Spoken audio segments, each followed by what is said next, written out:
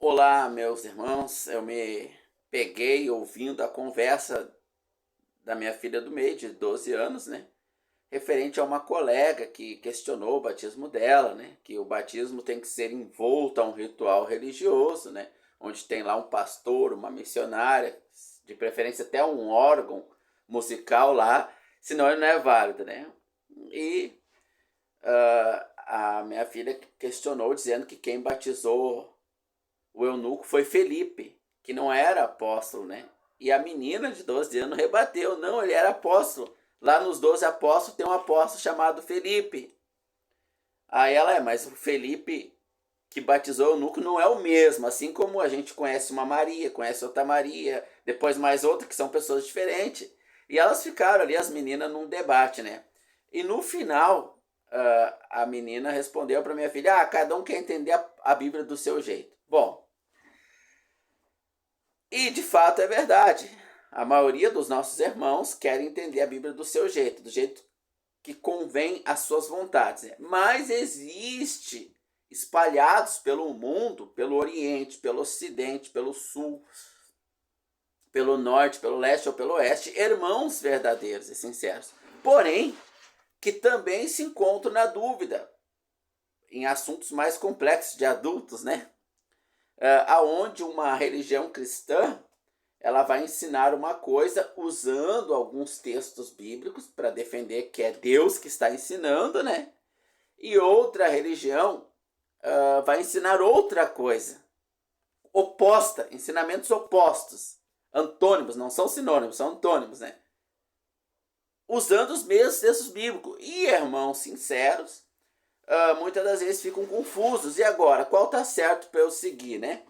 E aí ficam naquela dúvida do que o Senhor Deus realmente quer dizer com aqueles textos bíblicos, já que os ensinamentos humanos, né, são opostos entre si.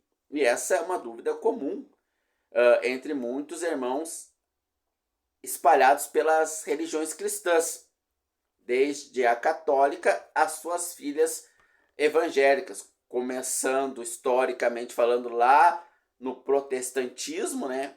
Calvino, Lutero, etc. E vindo aí pelos reformadores, né? E cada religião ela traz ensinamentos opostos a dos seus irmãos cristãos de outra religião. Algumas chegam a afirmar que se não segue o que eu ensino pela Bíblia, vai para o inferno. Algumas chegam a afirmar isso, chega a essa ousadia, né? Bom, e muitos irmãos eles ficam com essa angústia, com essa tristeza, e eu estou aqui para resolver esse problema com a ajuda do Espírito Santo e você ter paz no seu coração, né? Você ter paz. Eu ouvi da minha esposa esse dia que se eu não sei uma coisa, o Espírito Santo vai me dar sabedoria. Eu falei para ela, não me deu ainda, né? Sabedoria, né? Então ela disse que eu tenho que orar mais, né? E vai ver, ela está certa, né? Mas naquele assunto ele não tinha me dado a sabedoria ainda para entender, né? Certas coisas ele não me dá a sabedoria. Bom, as escrituras dizem em 1 Coríntios 2:14, olha, o homem natural não compreende as coisas do Espírito porque ele parece loucura. E, de fato, não pode entender porque não se discerne espiritualmente. Mas o que é espiritual discerne tudo.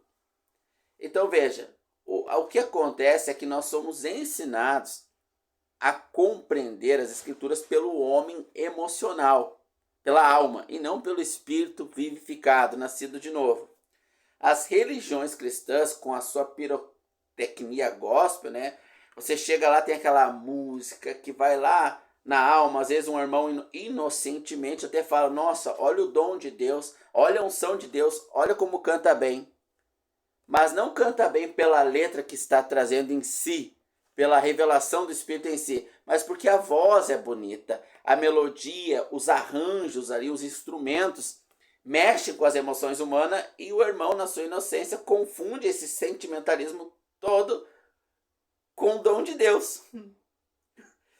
Agora, se você pegar lá Chitãozinho Chororó, Ana Paula Fernandes e sei lá, né?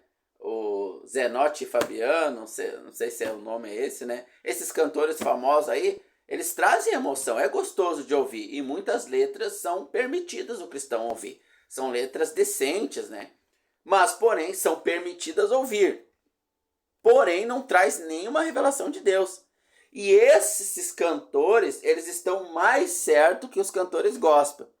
Porque eles cobram para entretenimento, para gerar entretenimento, alívio emocional, que não tem pecado nisso, desde que a letra não fira a integridade do homem espiritual, né? Como funks e outros e tal. Diferente dos gospels, que cobram milhões para gerar emoção. A mesma letra cantada por mim, ninguém vai escutar. Ninguém. Que eu canto mal pra caramba, né? Não vai gerar visualização, não vai gerar dinheiro, não vai gerar nada, né? Não sei tocar, não toco, não vou emocionar com o instrumento, não vou emocionar com a voz, né? Bom, as escrituras, elas são discernidas pelos ministérios. Pelos ministérios. O que a religião cristã fez? Castrou os ministérios. Logo, os irmãos não compreendem as escrituras. E cada um traz do mesmo texto entendimento diferente. Do mesmo texto. E aí gera confusão, né? O batismo deve ser como? Em nome do Pai, do Filho, do Espírito Santo ou em nome de Jesus? Se batizou em nome de Jesus, está errado. Não, se batizou em nome do Pai, do Filho e do Espírito Santo, está errado. E aí os irmãos ficam se apegando à falta de compreensão. Por quê? Porque a compreensão das escrituras está nos dons dos ministérios. E só existe 5 ministérios nas escrituras. Não existe ministério de louvor nas escrituras. Pode procurar, não existe. Para a igreja só existe 5 ministérios. Apóstolo, profeta, pastor, evangelista e mestre. Não existe ministério águas vivas, ministério igreja quando não existe. Nas escrituras, isso o homem inventou. E esses falsos ministérios, eles trazem falsas revelações. Então, quando a menina disse para minha filha, cada um entende seu jeito, ela está certa. Cada um cria seu próprio ministério. Ou seja, pega um versículo da Bíblia como Satanás. Satanás criou o próprio ministério dele. Em Mateus capítulo 4, ele diz para o Senhor Jesus, está escrito, lança-te daqui, lá embaixo teus anjos irão te sustentar. Salmo, esqueci agora, acho que é Salmo 91. Ele citou um salmo, mas citou o salmo na sua própria vontade, não na vontade de Deus. Ele criou o seu próprio ministério, usando um texto das Escrituras. A letra sem o Espírito Santo para revelá-la através dos ministérios, ela é morta. Então, entendendo os ministérios, você consegue entender a palavra de Deus com facilidade. Está claro ali, o Espírito Santo vai dar o discernimento da palavra de Deus. Para isso, eu preciso entender os ministérios. Então, vamos para a Escritura, entender os ministérios para que o Senhor nos ajude a andar na palavra de Deus e não ter mais essas dúvidas, né? A igreja A fala isso, a igreja B fala aquilo, a igreja católica diz que tem o purgatório, se eu pagar todo mês lá, quando eu morrer, eu fico no inferno só um tempo, depois eu vou para o céu, porque eu paguei o purgatório. A igreja luterana diz que é predestinação, o calvinismo diz uma vez salvo, salvo para sempre. Cada um fala uma coisa. Como entender as escrituras? Como? Através dos ministérios de Deus para a edificação da igreja.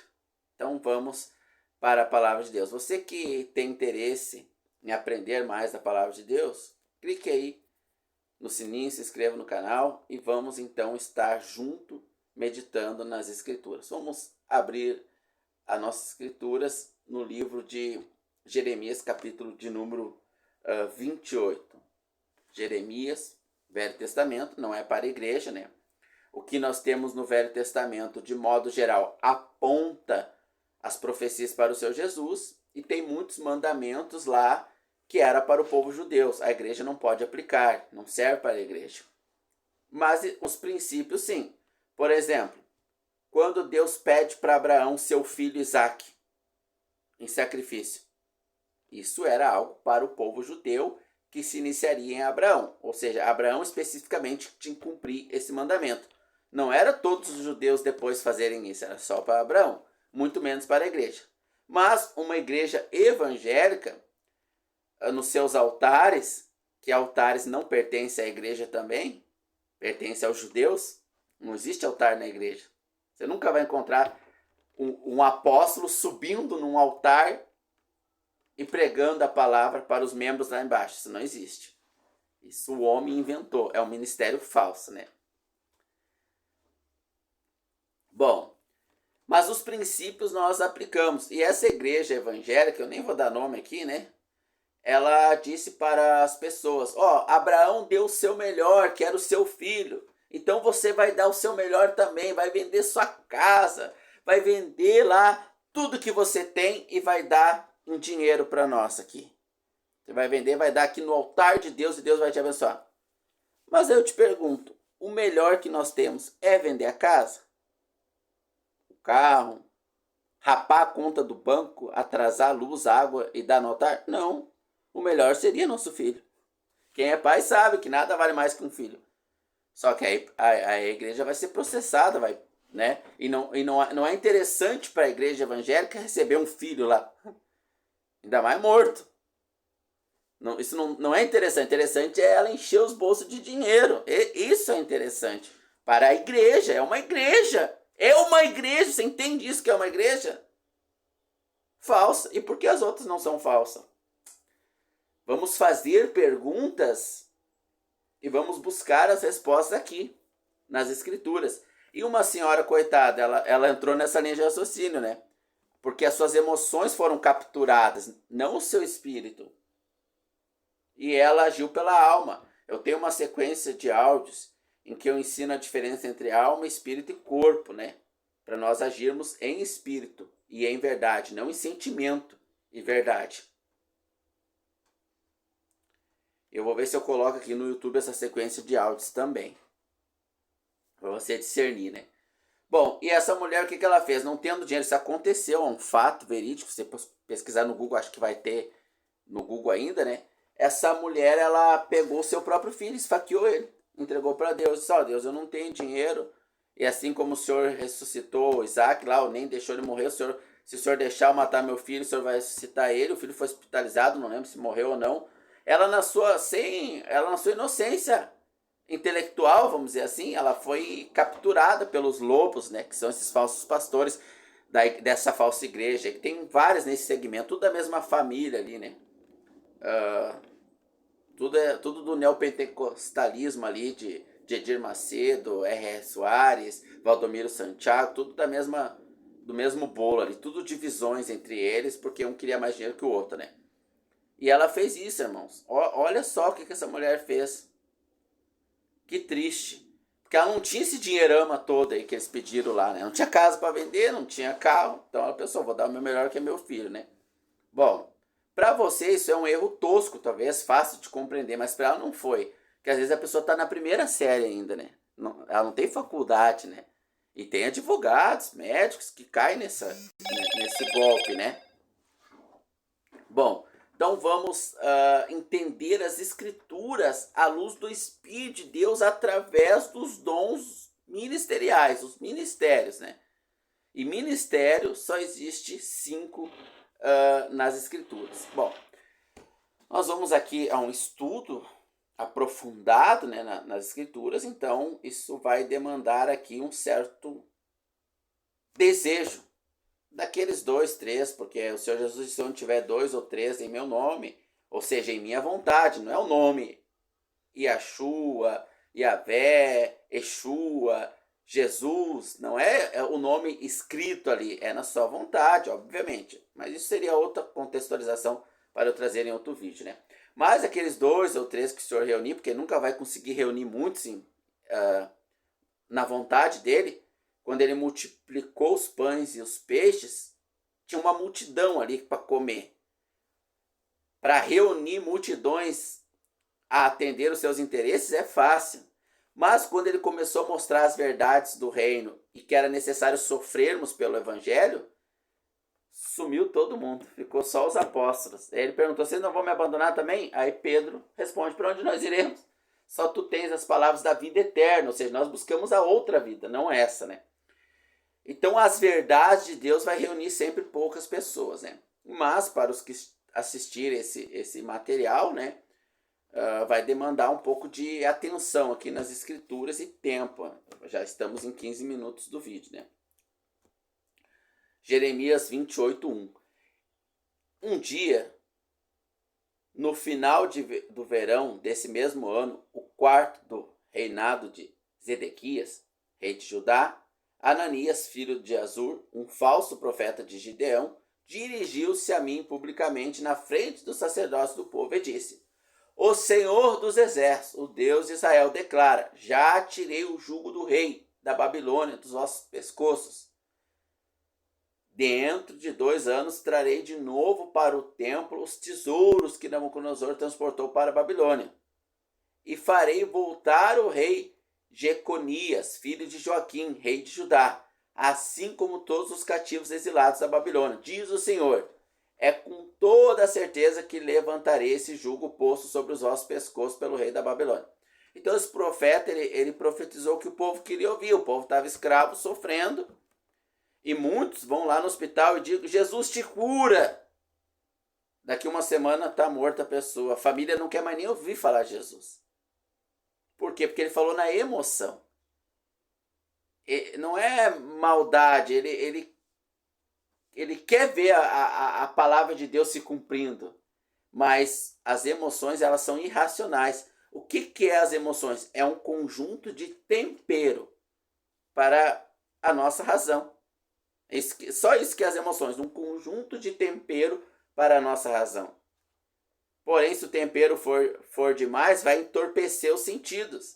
Muito sal, pressão alta, o cérebro não consegue, uma cerveja demais, tudo vai entorpecer. Tudo que é tempero ali, se for demais ou se faltar tempero, não vai dar certo. O tempero, ele não tem decisões, ele só dá sabor. O raciocínio que deve, guiado pelo Espírito, não das emoções, deve tomar. Deus pode dizer para ti, curar a pessoa. Pode, é o dom de cura. Existe ainda hoje. No Evangelho da Graça ainda existe o dom de cura. Mas raramente Deus usa esse dom, por motivos que eu também não vou falar aqui.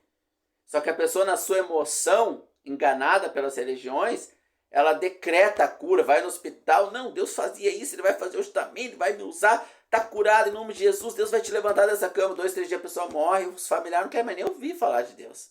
Eu vi até um testemunho de um irmão, essa semana retrasada, uns tempo atrás, uns 10, 15 dias atrás. Que ele orou e a família, coitada, não queria mais nem ouvir falar, não queria mais nem ver ele, né? Meu irmão triste contou porque ele fez na sinceridade do seu coração, mas enganado, sem o conhecimento de Deus, né?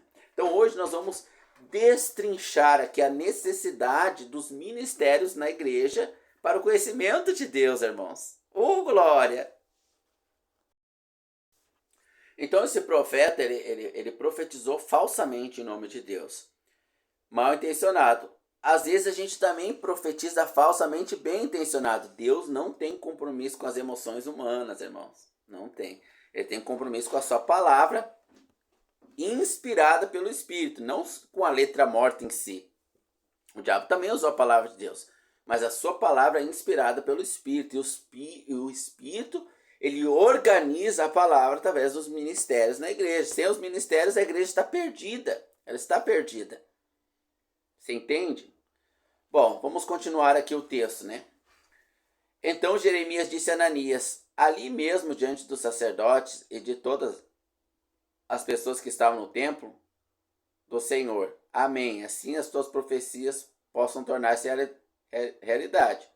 O meu desejo seria, na verdade, que o Senhor trouxesse da Babilônia os tesouros do templo, assim como todos os que amamos. Mas agora ouve bem as solenes palavras que tenho a dizer-te na presença de todas as pessoas. Os antigos profetas que precederam a ti e a mim, falaram contra muitas nações, avisando sempre que haveria guerra, fome, peste. Por isso, um profeta que prediz a paz tem a grande responsabilidade sobre si, que é provar que o Senhor realmente o enviou. Só quando essa mensagem acontecer, se saberá que realmente ele vem de Deus. Então, se eu digo, está curado em nome de Jesus, usando de forma vã o nome do Senhor, isso não acontece, isso é uma coisa, é um chavão, é uma coisa, é desmerecer o santo nome do Senhor, mesmo que inocentemente. Não podemos agir dessa forma tão imatura, né? Temos que ter mais maturidade espiritual. Então, se eu oro para o irmão e digo, Deus vai te dar um trabalho, eu não posso dizer isso se o Senhor não disser, porque se eu disser tem que acontecer. É um princípio aqui. Hoje Deus não levanta esse tipo de profetas mais, né? Com esse tipo de mensagem. Mas o princípio é válido. O princípio de Abraão dar o seu filho em obediência a Deus é válido. Quando Deus nos pede uma coisa, nós temos que lembrar que Abraão, ele deu o que mais poderia doer nele. Então nós também temos que dar o que nem doeria tanto. O princípio é válido. A ação em si, não. Deus não vai nos pedir um filho, né? Mas o princípio de obediência é válido. Então continuamos aqui. Verso 9. Por isso um profeta que perdiz a paz tem grande responsabilidade sobre si, quer provar que o Senhor realmente o enviou. Só quando essa mensagem acontecer, saberá que realmente vem de Deus. Então Ananias, o falso profeta, ficou bravo, pegou o jugo do pescoço de Jeremias e quebrou. Ao mesmo tempo que fazia isso, dirigiu-se outra vez à multidão e que eu assistia. O Senhor prometeu que dentro de 2 anos, ele deu uma data aqui, ó, libertará todos os povos que agora estão escravizados por Nabucodonosor, rei da Babilônia. Jeremias, então, ele se retirou, né?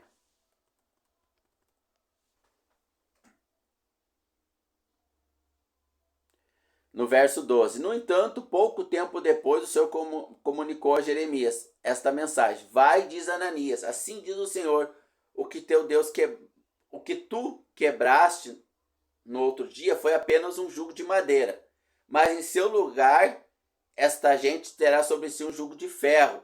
O Senhor dos exércitos, o Deus de Israel, diz: porém um jugo de ferro sobre o pescoço de todas as nações, o que as obrigará à escravidão de Nabucodonosor, rei da Babilônia, e nada alterará esse decreto, até porque lhe dei igualmente todos os vossos rebanhos, vosso gado. Então Jeremias disse a Ananias, o falso profeta: ouve, Ananias, tu não foste enviado pelo Senhor, e contudo o povo está a acreditar nas tuas mentiras. Por isso o Senhor diz que deves morrer. Ainda neste ano a tua vida se apagará, pois te estabelecesses contra o Senhor. Efetivamente, 2 meses mais tarde, no 7º mês do ano, Ananias morreu. Então veja, o povo preferiu acreditar em quem? Numa verdade onde eles iam sofrer, ficar, ou em alguém que proferiu uma cura, um milagre, uma libertação do seu problema físico. Então eles preferiram acreditar em Ananias, e Ananias teve a sentença de morte por proferir mentiras em nome do Senhor. Então veja, sempre vai ter aqueles que trazem as mentiras em nome do Senhor e os que trazem a verdade. Normalmente a verdade vem regada com uma renúncia, com abster-se de algo, com uma certa dose de sofrimento. Fala que é irmãos, a salvos. Este canal é dedicado a crentes salvos, independente de onde esteja. Se congrega numa religião, se reúne em casa com irmãos, independente, esse canal não é dedicado aos incrédulos, que não conhecem a palavra de Deus. É dedicado a crentes. Todavia, o Senhor querendo usar uma mensagem evangelística e salvar alguma alma com o Senhor, mas o canal é dedicado a crentes, né? Bom, irmãos, então, como saber se o profeta é falso? Se a pregação é falsa? Se aquela religião que pega uns textos bíblicos e traz um ensinamento, estão falando a verdade ou estão mentindo? Como saber? Através dos ministérios dados à igreja. Então vamos lá para os ministérios. Vamos lá então para os ministérios das Escrituras.